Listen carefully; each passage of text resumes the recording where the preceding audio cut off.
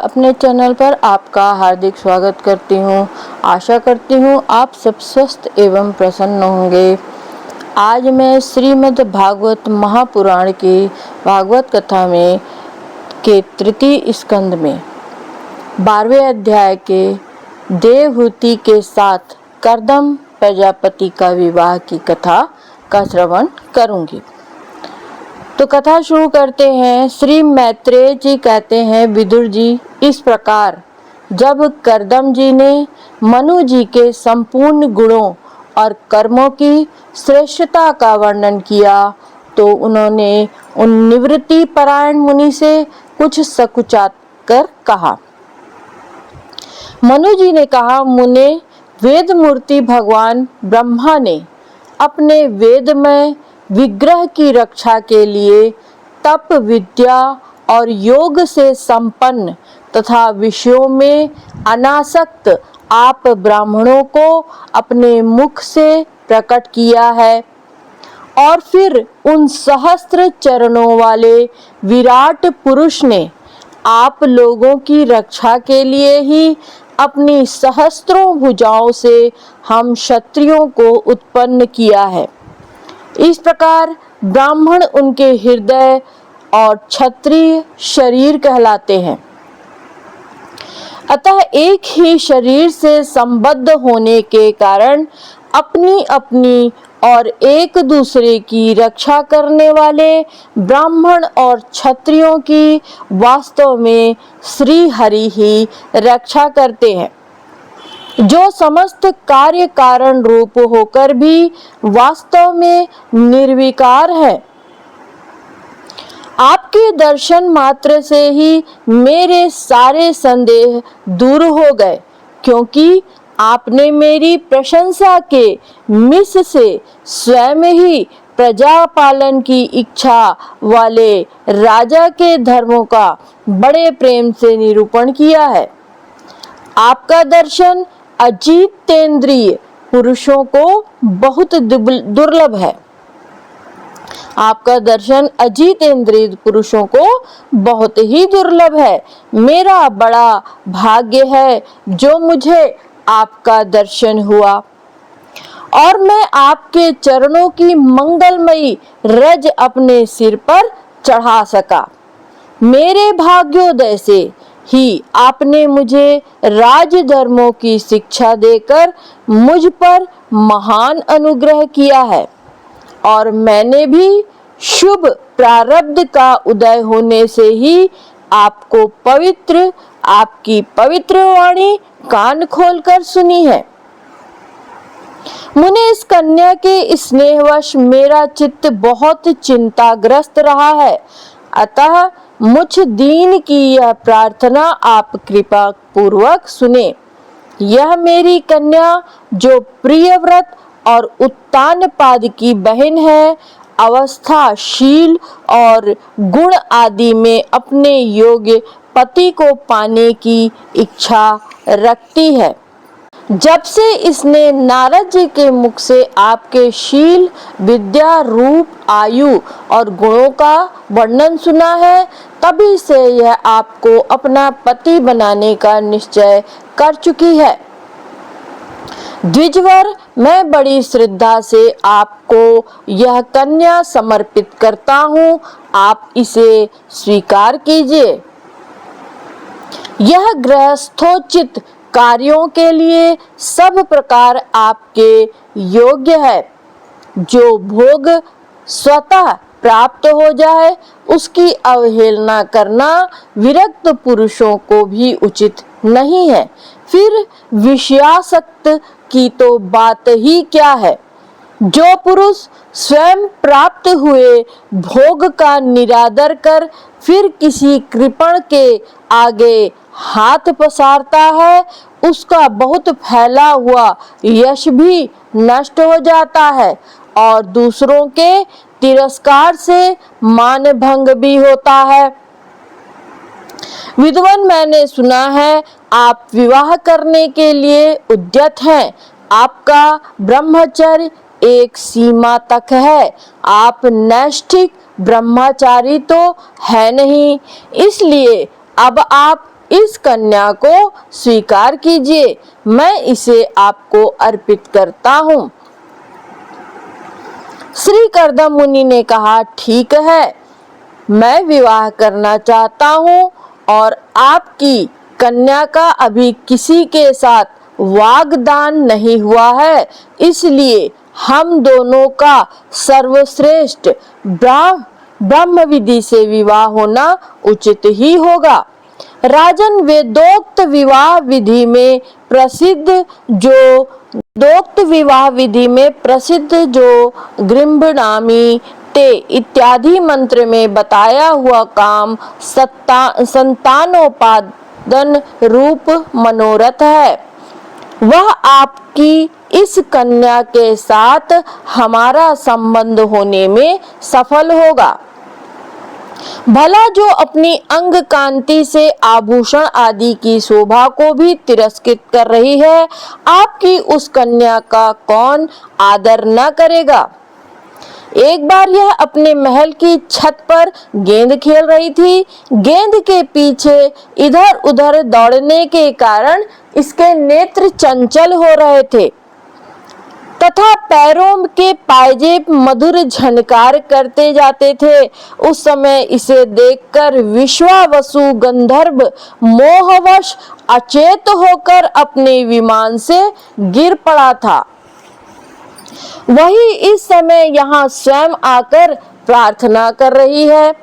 ऐसी अवस्था में कौन समझदार पुरुष इसे स्वीकार न करेगा। यह तो साक्षात आप महाराज श्री स्वयंभू मनु की दुलारी कन्या और उत्तानपाद की प्यारी बहन है तथा ये रमणियों के रत्न के समान है। जिन लोगों ने कभी श्री लक्ष्मी जी के चरणों की उपासना नहीं की है, उन्हें तो इसका दर्शन भी नहीं हो सकता। अतः मैं आपकी इस साध्वी कन्या को अवश्य स्वीकार करूंगा, किंतु एक शर्त के साथ।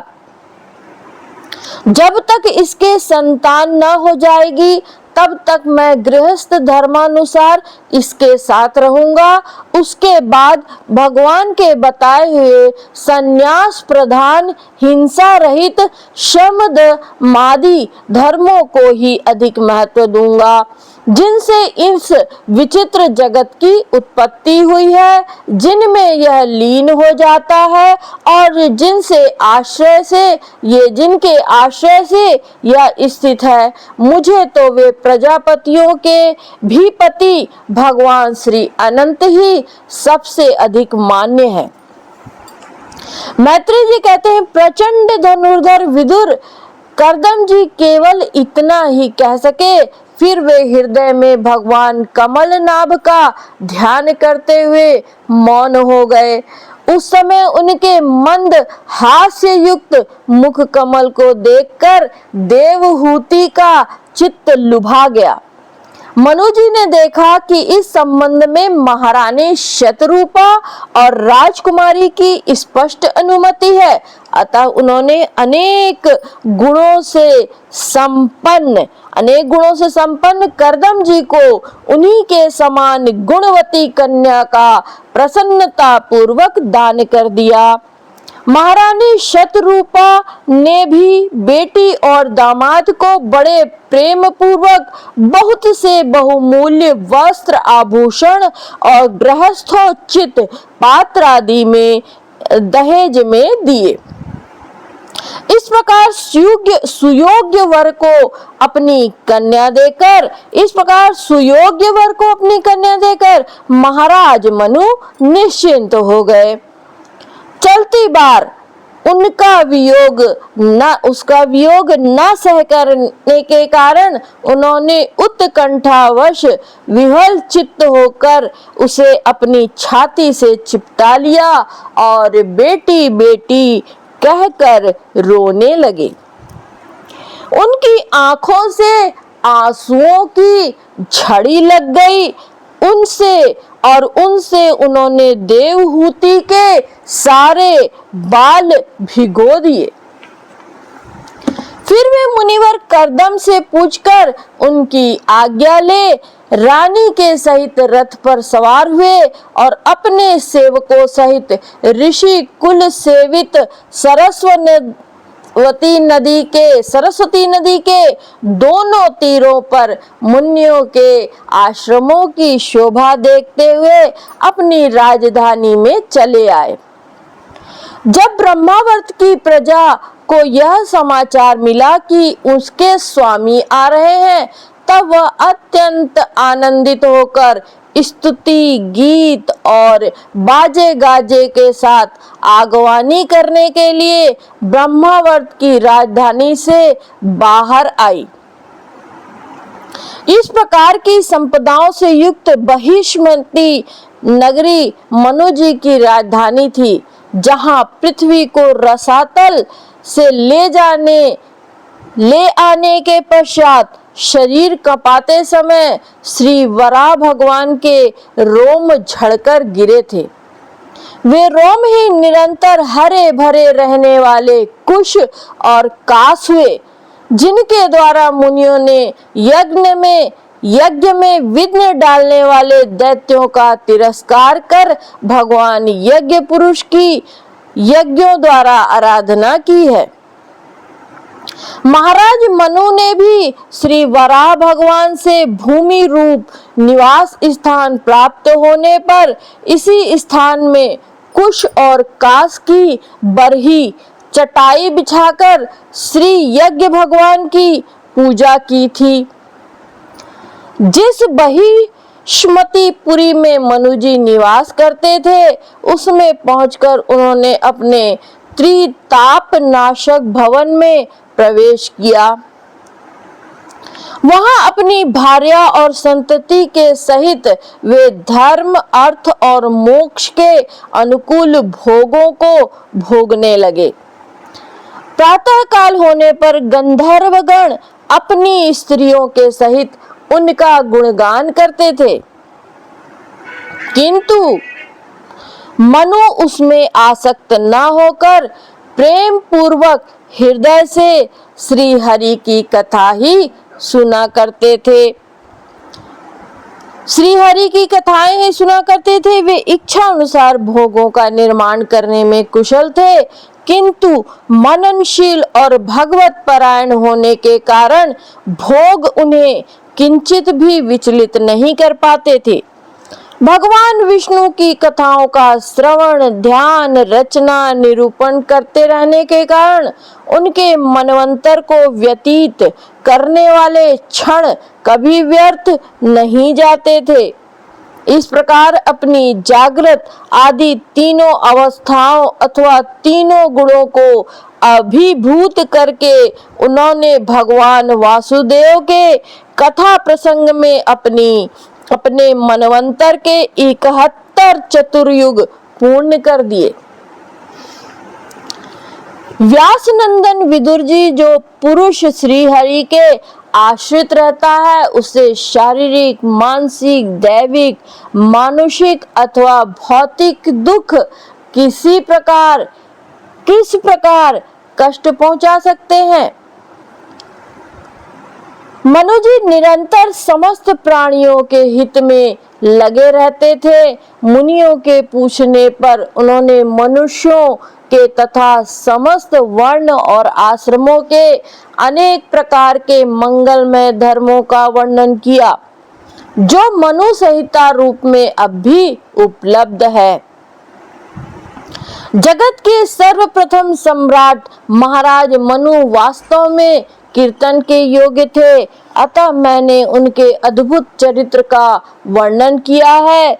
अब उनकी कन्या देवहूति का प्रभाव सुनो।